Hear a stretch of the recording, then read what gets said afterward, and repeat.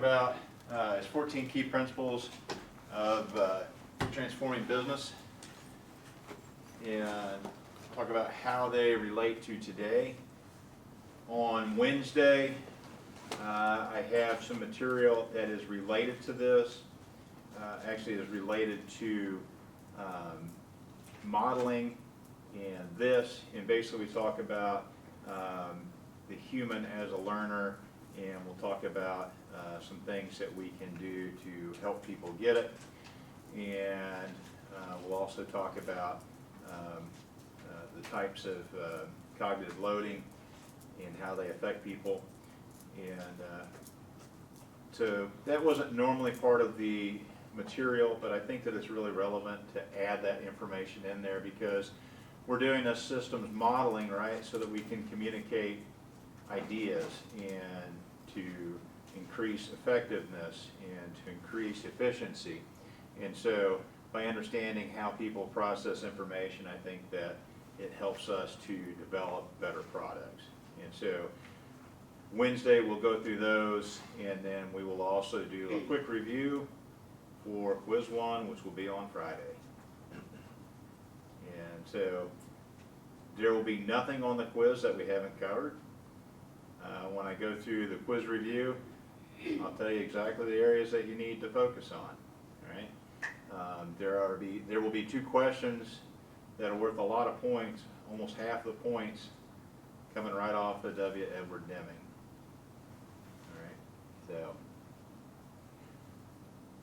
All right, so let's talk about the 14 key principles for transforming business effectiveness.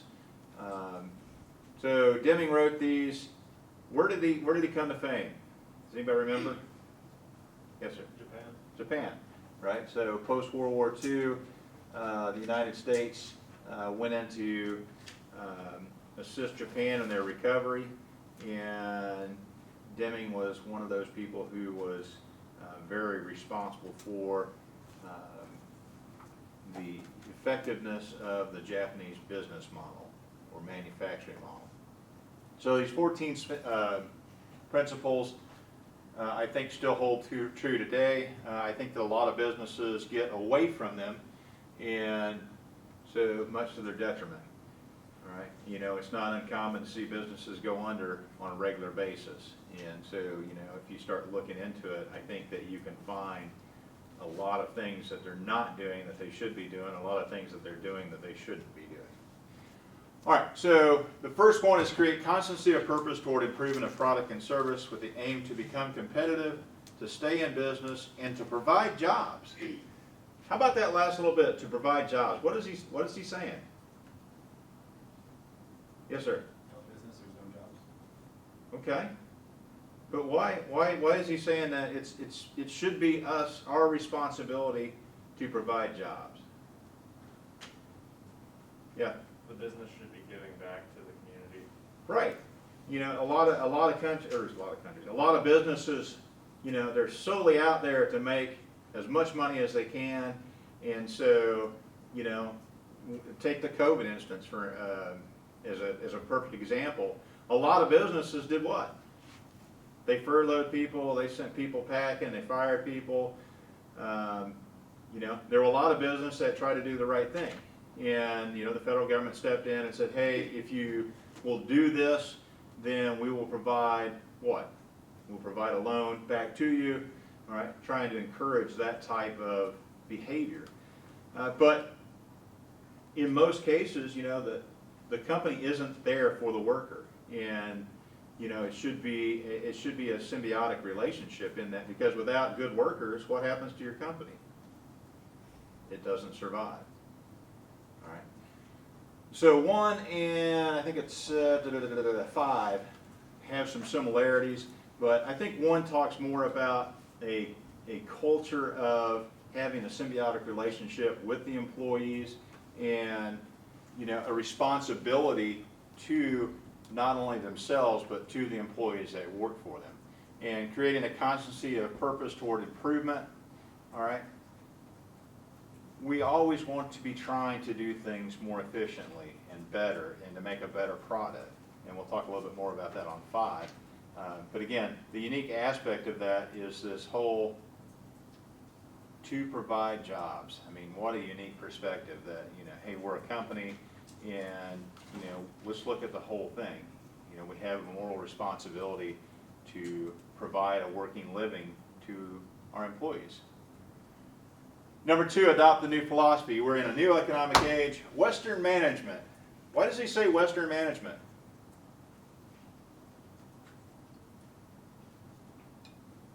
Because after World War II, the U.S. was in charge of a lot of rebuilding the world. Okay. Yeah.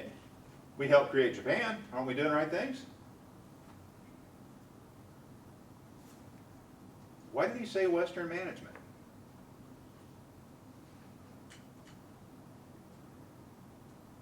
Lauren? Deer in the headlight look. Yes, sir. It's kind of like a call to action back home, because we're going to serve the Western world.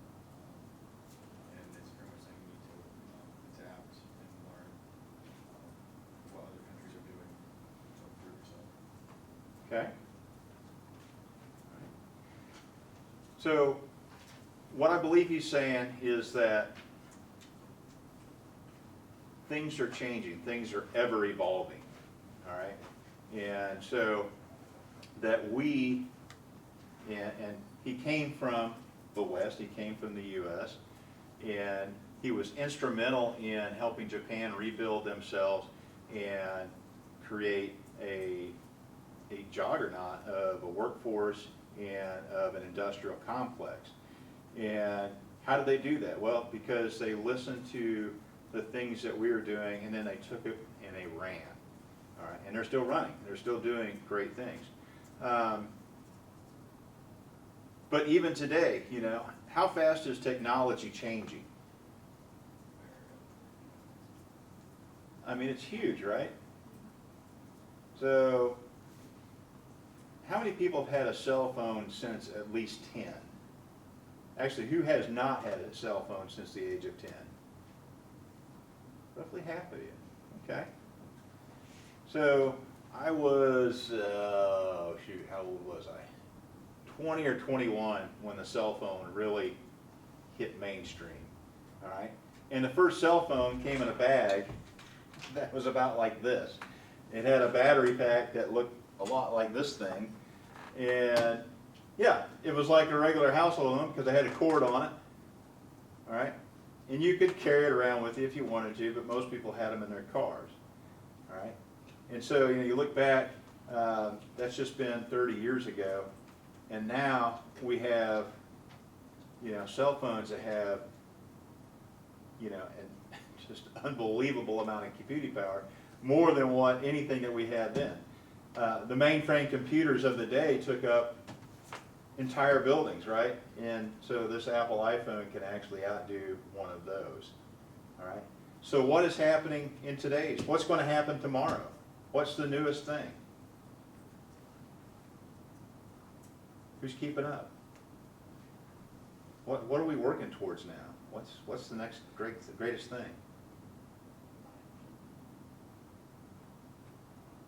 Anybody? So we're working on what? It has to do with computers. What are we looking for? Yes, sir. There's 5G, quantum computing. Quantum computing is right now is the vogue. They've got it theoretically to where it works, and I think they actually have some actual models that I don't think are working 100% yet. All right. What else are we working on?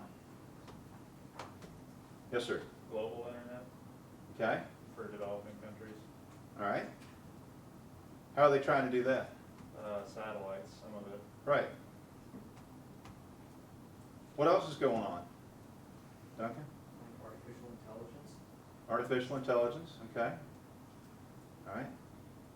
So, how about superconductors? What's a superconductor?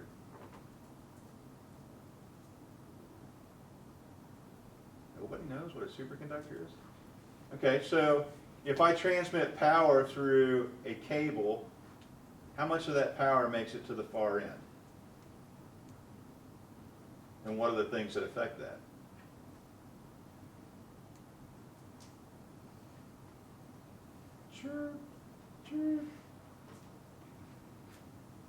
Okay, so who has plugged in a device before and felt the cord and the cord was warm?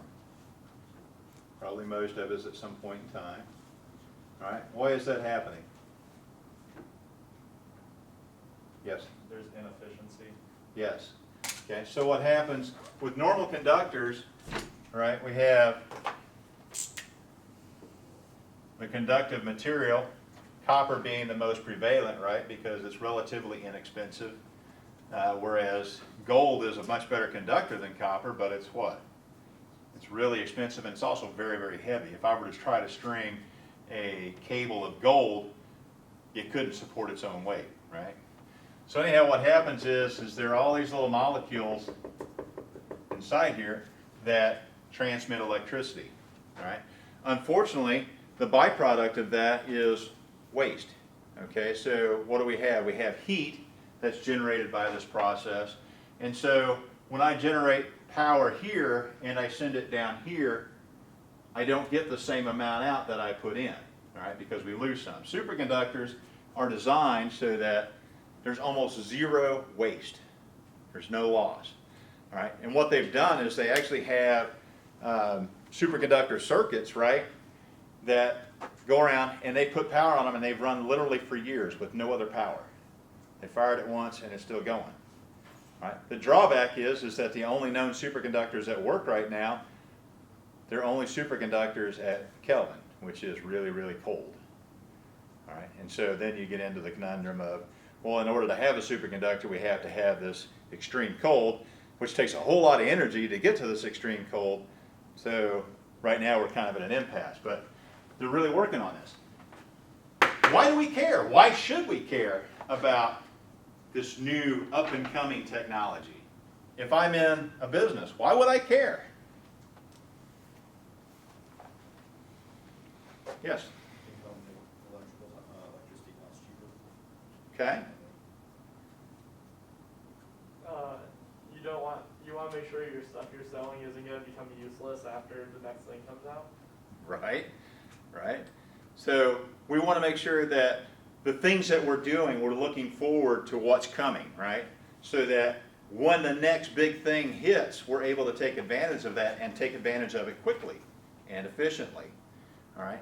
So every business that we have today requires some type of technology, all right? So that technology is going to get faster, it's going to get smarter. We talked about AI just a second ago, all right? And so this is stuff that we need to be watching and we need to be aware of. So adapt the new philosophy. We're looking at how, when new technology comes out, there's also going to be new ways of thinking about quality and the workplace. And we need to be able to take those and bridge the gap between what we're doing now and what the future is going to be. All right? So let's talk about computers, and then I'll get off this technology kick.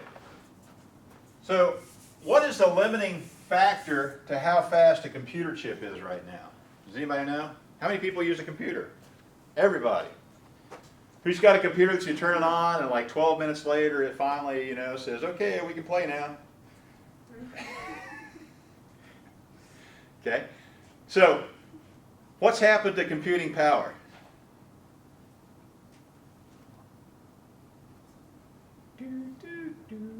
It's increased. It does increase. Speed has decreased. All right. And so how are they making the next jump? So when I was actually in college, the 386 processor was the latest and greatest thing. All right. And then they came out with a 486. All right. Now we're doing what? i7, release whatever it is. I'm not even sure at this point. All right. How are they making them faster now? Everybody stand up.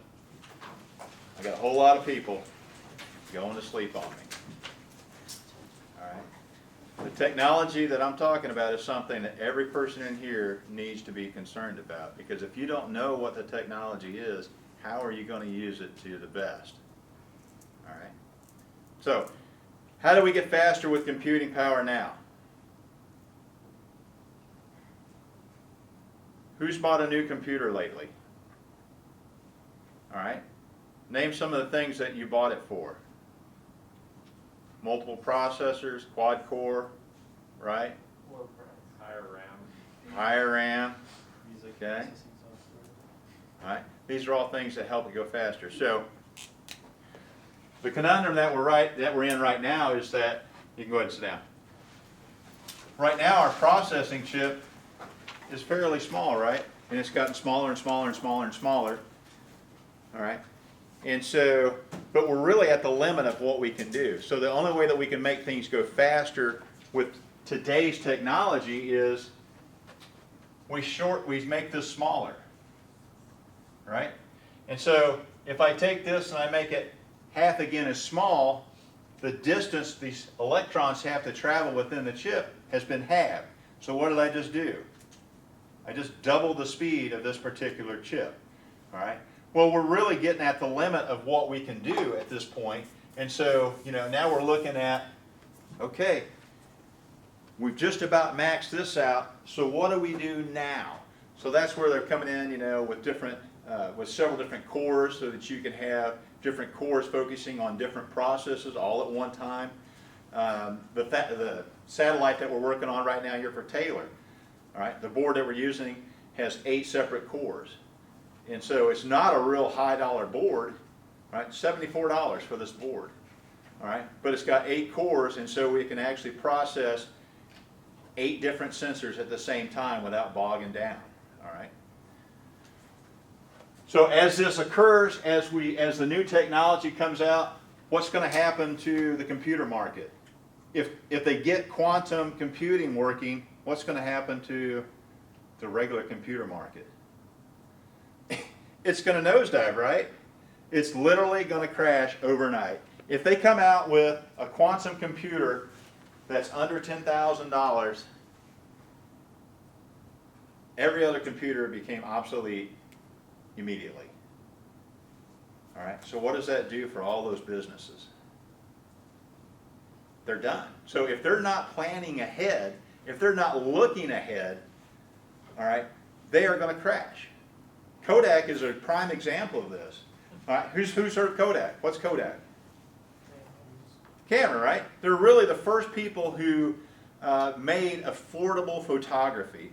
Prior to Kodak coming out with their cameras, it was a very expensive setup that took a couple different people, and had these plates that you slid in, right? Well, Kodak went ahead and they said, how can we do this so that anybody can make photographs, take photographs, all right? And that's what they did. And they did it for years and years and years, decades, all right? So now, what happened? Now, what happened to the regular old photographs? Does anybody still use that medium? There are a few purists that still use it, mostly artists will still use film media, all right? So, funny thing is that Kodak was actually looking ahead, and when digital photography first started coming into vogue, they had already doing research on it. And they were one of the first ones who were actually doing research on it, and they had a usable product. And then what happened? Well, they decided that if they focused their energy on that particular market, it would kill their other market share in film photography. And so they killed it. Well, what happened a few other years? All right, several other people started getting into the digital photography, and all of a sudden, Kodak lost out. Boom. They took a huge nosedive. They lost market share. And so here they were. And that's the funny thing, is that they were already doing the research. They were already looking at the new technology, and they were experimenting with it, and they had a usable end product. And they just said, nah, if we do that, we're just going to cut our own throat. All right? And well, they wound up cutting their own throat anyhow. All right? So adopt the new philosophy. Cease dependence on inspection to achieve quality. Eliminate the need for massive inspection by building quality into the product in the first place. All right? So you're always going to have some type of quality inspection. Okay? But inspection costs money. All right, I worked for a DoD contractor, and we were doing 20 millimeter rounds. And the government contract required that every single one of those rounds be gauged. So one person had to handle every single round, stick it through what was called the St. Mary's gauge, and check it for concentricity. All right, huge, huge cost. All right. What he's trying to say is that if we focus on building quality into the process rather than just monitoring the output, all right, if we have a system where we're looking at quality, and what do I mean by quality? Somebody, anybody. What do I mean by quality? How well something's made. Right. How it conforms to standards, right? We're gonna have a whole section on quality later, all right? But how well it conforms to standards. Well, for most things, there's an acceptable range of measurement, right, that can come out, and it still meets the conformance requirements, all right? But if we start noticing those early, all right, we can notice that there's wear within the machine, all right, and we can catch something before it becomes a problem. All right, and so this is called statistical quality control. And so basically what it is that we're taking a lot of measurement data off parts periodically, not every one, but periodically. And then when we start to see a trend, okay, that tells us that, hey, we've got something going on, and we can start investigating that early rather than when something goes really bad and I have 10,000 product that's already been sent out, and find out that, oh, there's a defect, all right, that I didn't catch in time. All right, so that's what he's talking about. In the practice of awarding business on the basis of a price tag, instead minimize total costs, move towards a single supplier for one item, or a long-term relationship of loyalty and trust. And so what he's talking about here is more the relationship aspect of it, in that how many people have bought something from China? We all have, right? What's the downside of ordering from China? Not normally as good quality. Quality may not be the best. What else? Takes a long time to get. It's on the slow boat from China. All right. What else? How many times have you got something that just doesn't work? Or it's not what you ordered. And you're like, what? My mom just ordered something, I don't remember what it was, but she got a garden hose instead. I'm like, just send it back. Oh no, we'll use it. No. Okay. All right.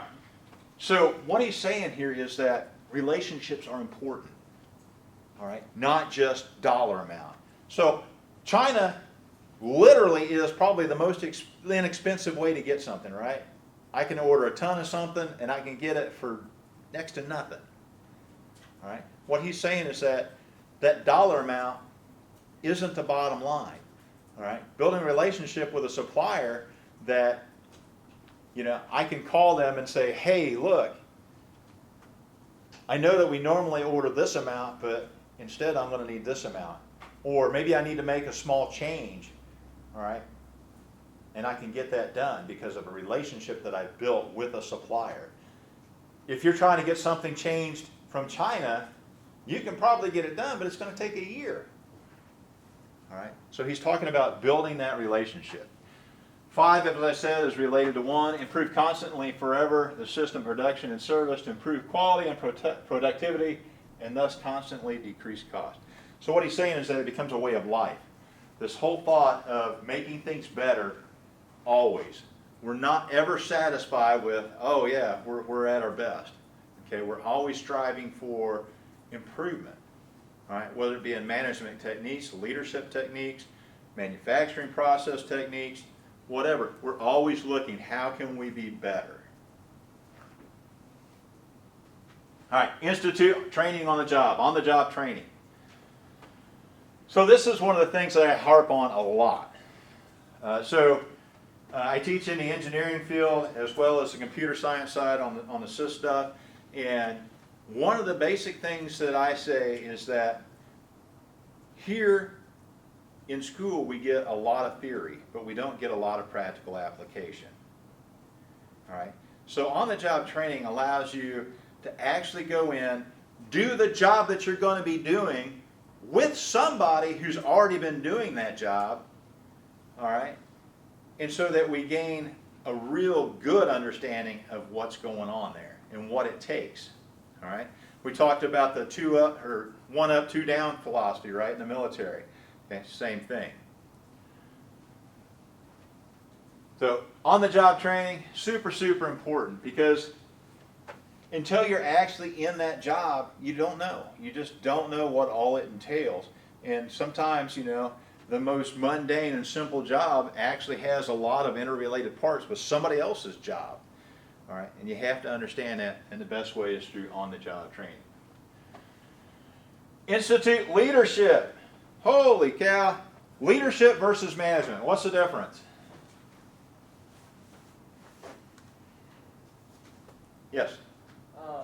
A leader will usually do it with you and like walk along with you, but a manager will kind of tell you what to do and not give you any Okay. like, way to do it. All right. Anybody else? Okay, good. Either. Go ahead. I'm gonna say leadership is more relationship oriented. Yes, it is. Okay. Leadership is more focused on the future, and management is more focused on just making something happen. Okay.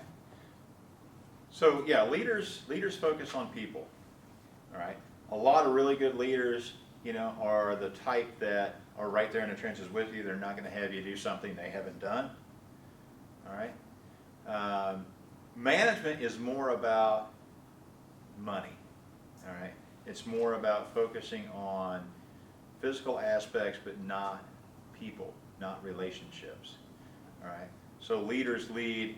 Management just looks at tangible things such as dollars, amount of production, and so forth. And he's going to talk a little bit more about that here in just a minute.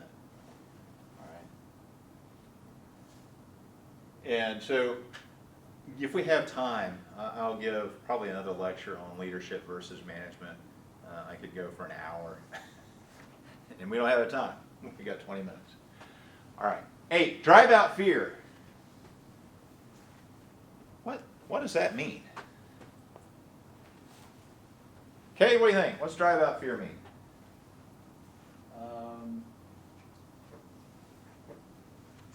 I mean, like, to do stuff with confidence, and it will make it more efficient. Okay, anybody want to help him out? Sure. If people aren't scared of losing their jobs or like doing things wrong, they'll work better. Okay. What's going on at Taylor right now? Got a professor by the name of Spiegel that just got let go. All right. Who's not aware of this? Who's not heard anything about this? Kate, where you been? Taylor, where you been? All right. So the Spiegel guy is actually an award-winning professor. He's been here forever. Considered to be one of the top professors in ethics. All right. And so he's been a bit of a cowboy. He was involved in some things that weren't unsavory, but they kind of bucked the system. Okay, so we had an underground newspaper that he was a part of. It was going on for a while.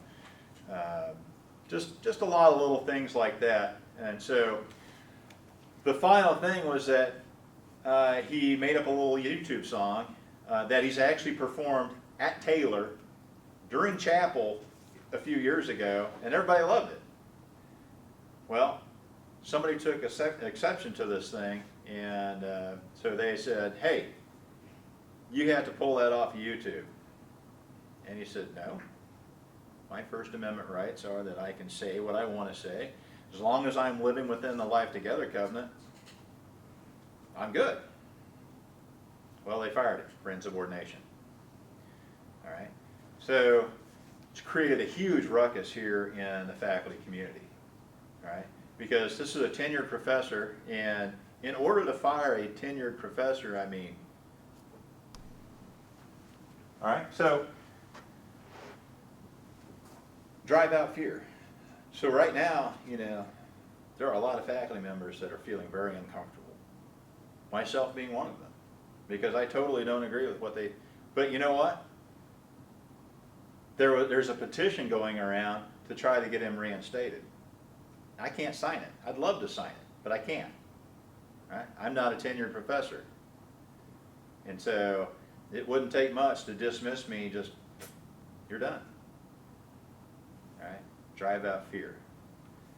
All right? I forecast that we're going to have a change in leadership within 2 years, because that single act has caused a huge rift within the Taylor community. All right? And it's just going to get worse. All right? So, drive out fear. If people are acting in good faith, even if they make a mistake, okay, we focus on their strengths. We may try to make it an educational moment, and we move on.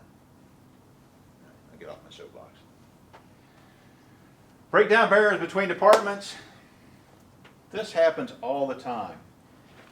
You've got a department that's focused on their thing and their thing only, and they don't care about your thing. All right? Human resources here at Taylor. They're focused on doing what they do. All right? And they don't really care if their actions have an impact on your department. All right? The whole COVID-19 thing, we furloughed a lot of people. All right? Because we were short, what, $5 million. And so they said, oh, we're gonna send you home, and we're not gonna pay you over the summer. And then a whole lot of people didn't come back. A whole lot of people weren't invited back. All right. So here we are. We're focusing on numbers, and we're not taking care of people. And again, this has been a terrible year for Taylor. All right. And again, that's why I'm saying we're going to have a change in leadership within 2 years, because what's going on can't continue.